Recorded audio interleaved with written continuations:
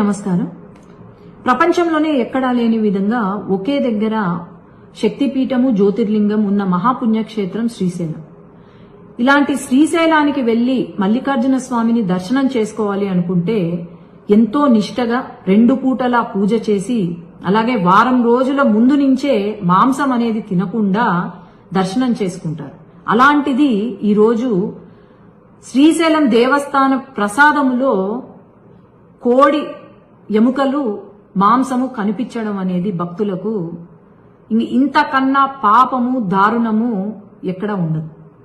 నాకు తెలిసి ప్రపంచంలోనే ఎక్కడా జరుగుండదు. ఈరోజు చర్చిలు కావచ్చు, మసీదులు కావచ్చు, గుళ్ళు కావచ్చు, వాళ్లకు వాళ్ళ ఆచారాలు, వాళ్ళ పద్ధతులు ఉంటాయి. ఈరోజు అవి పాటించని వాళ్ళు మరి వీళ్ళ నాయకులు. మొదటి నుంచి చెప్తూనే వచ్చాం, శ్రీశైలంలో సిబ్బంది దగ్గర నుంచి, ఆలయ సిబ్బంది దగ్గర నుంచి, సెక్యూరిటీ కెమెరాస్ హ్యాండిల్ చేసే వాళ్ళ దగ్గర నుంచి, సెక్యూరిటీ నుంచి, ప్రసాదం తయారు చేసే వాళ్ళు కూడా ప్రతి ఒక్కరూ ఎమ్మెల్యే మనుషులు అని చెప్తూనే వచ్చాం. అక్కడ అవకతవకలు జరుగుతున్నాయి, దారుణాలు జరుగుతున్నాయి అని చెప్తూనే వచ్చాం.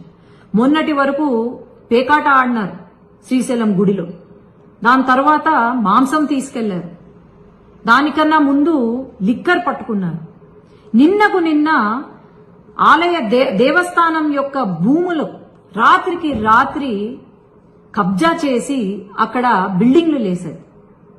ఇంకా అది మర్చిపోకముందే ఈరోజు ఈ సంఘటన జరగడము, ఇంకా నాకు తెలిసి ఈ వైసీపీలో ఉన్న నాయకులది అసలు మనిషి పుట్టకనేనా అని నేను ప్రశ్నిస్తున్నాను. ఈరోజు ఇంత జరిగినా కూడా ఎమ్మెల్యే అడ్రస్ లేడు, ఎంపీ అడ్రస్ లేడు, ఈవో గారు కూడా దీని గురించి స్పందించట్లేదు. మరి ఏంటి? మళ్ళీ నిన్నకు నిన్న సిద్ధం పోస్టర్లు పెట్టినారు. శ్రీశైలం గుడి ప్రాంగణంలో సిద్ధం పోస్టర్లు అంట. ఈరోజు ఒకే ప్రశ్న, దేనికి సిద్ధం మీరు? ఈరోజు గుళ్లను డ్యామేజ్ చేయడానిక మీరు సిద్ధం? మల్లికార్జున స్వామిని అవమానించడానిక మీరు సిద్ధం? లేదంటే శ్రీశైలాన్ని ఏమన్నా క్యాసినోగా మార్చాలనుకుంటున్నారా? దానికా మీరు సిద్ధం? లేదంటే లిక్కర్ అమ్ముకోవడానికా శ్రీశైలం గుడిలో? లేకపోతే పేకాట ఆడడానికా?